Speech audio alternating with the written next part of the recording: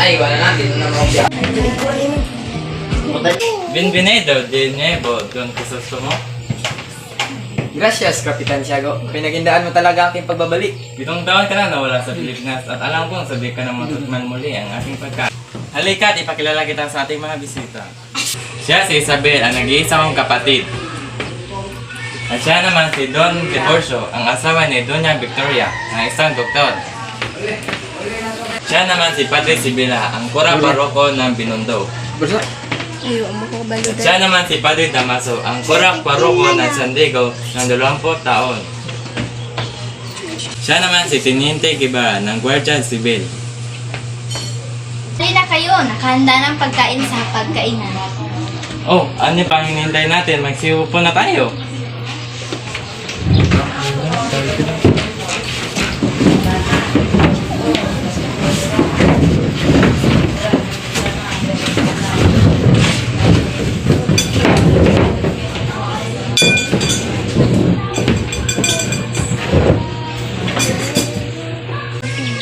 Kumusta naman ang pag-aaral mo sa Europa Crisostomo? Hindi naman po, Don Tiago. Hindi lamang dagdag ng siyensya ang aking nakuha. Bagkus, naiintindihan ko din at ibang pamumuhay ng aking mga taong aking nakasalamuha. Ngunit likas na mangmang pa rin ang mga Indio kahit saan pa ito mag-aral.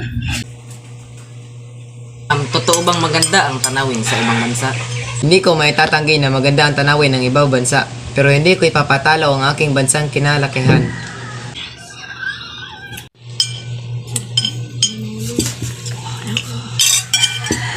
Ako na yung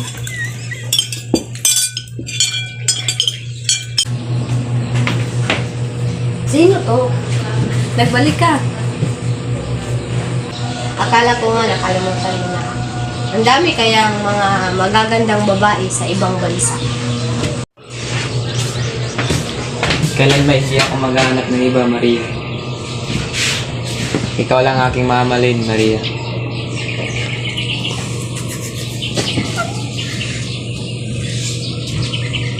Aalis na ako, Maria. Sapat pupunta pa ako sa San Diego para bisitahin ang mundo ni Papa.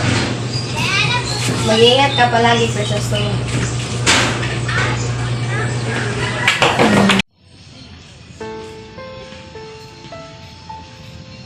Ikaw po bang anak ni Don Rafael? Opo, bakit?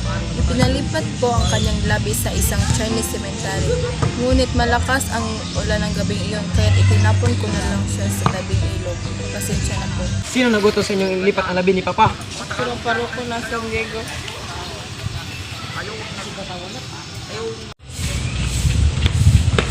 Uy, Crisostomo, mukhang nagmamadali ka. Saan ang punta mo? Sino may sabi sa inyong may karapatan din yung alisin ang labi ni Papa sa sementeryo? Huminahon ka, Crisostomo. Wala akong kinalaman sa nangyari dahil hindi naman ako kura paroko ng San Diego. Si Padre Tomaso ang namahala noon. Nasaan si Padre Damaso?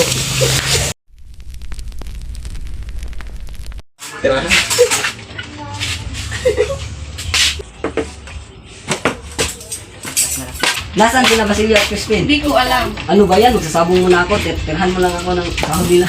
Saan na kaya sila Basilio at Crispin?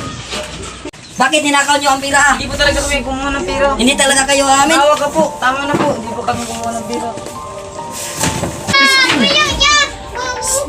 Basilio, ikaw nang bahala kayo na. Crispin, gumising ka, Crispin! Basilio, Crispin! Andito na sila! Basilio! Basilio, Crispin! Ano to? Agay! Mas kaya pag-magta ako yung sofa. Ano pa, ligo pa.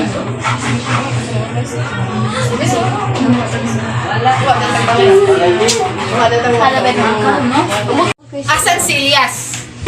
Bakit may hanap si Elias? Tinampalasan niya si Padre Damaso at itinapon ng isang alperes sa putikan. Kailangan niyang managot dito. Wala dito si Elias, pwede ka nang lumabas. Magandang araw po, Mang Tasyo.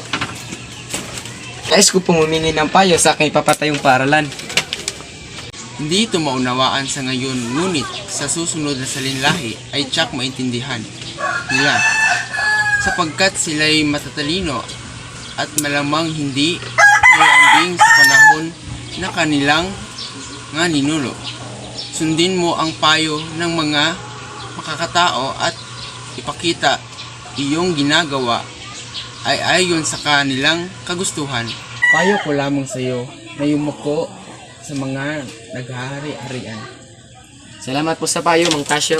Awaan ka ng Diyos, anak. Para mahalin ka na, dugman ang sunod.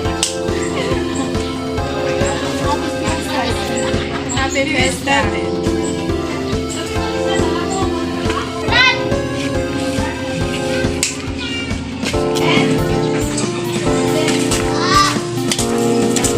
Happy Fiesta, San Diego!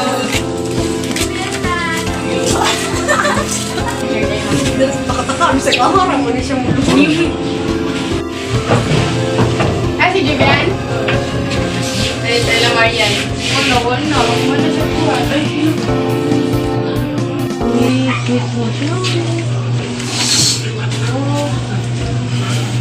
Mag-iingat ka doon, Kristomo, sa paglagay mo ng unang bato sa iyong paaralan na pinatatayo.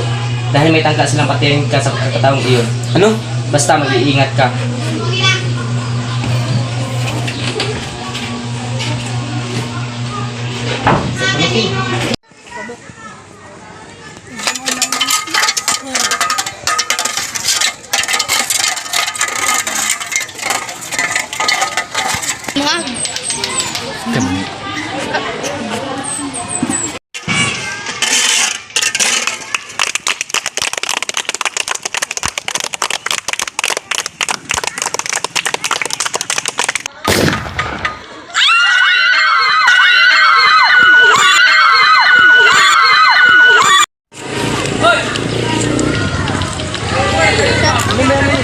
Kristum, sa lahat ng balita na hindi natutuloy ang kasal niyo ni Maria Clara at itutuloy ang ekskomunikado dahil sa tangkang pumatay kang Padre Damaso.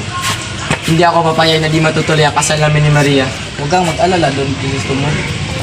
Kumisahin ko si Kapitan Tiago na payagan kayo ikasal ni Maria. At pagkasabing ko ang Arsobispo ng Manila at naalisin ang pagka-ekskomunikado mo. Kung gayon man, maraming salamat, Kapitan. Po kayo doon, divorce na.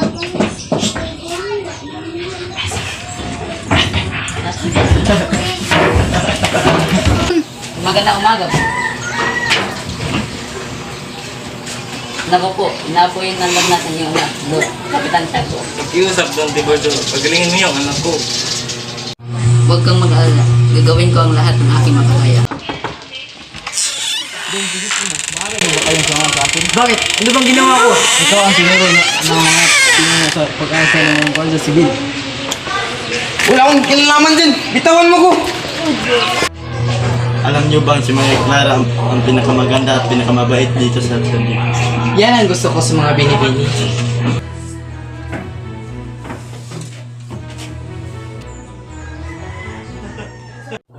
Kapitan Tiago, siya nga po para si Don Alfonso Linares de Espadana. Kamag-anak siya ng aking asawa at inaanak din ni Padre Damaso. Magandang hapon po, Kapitan siya. Maria Clara. Ay, Nais ni Alfonso na hingin na ang kamay ni Maria Clara. Pumapaya ba kayo, Kapitan Tiago? Wala na ng problema. Basta lagyan niyo ng aking anak. Ayoko, Ama. Si Crisostomo lang ang aking mahal. Hihintayin ko siya kahit anumang mangyari. Gising! Don Crisostomo. Ilyas, anong ginagawa mo dito? Ililigtas po kita dito. Halina po kayo dito.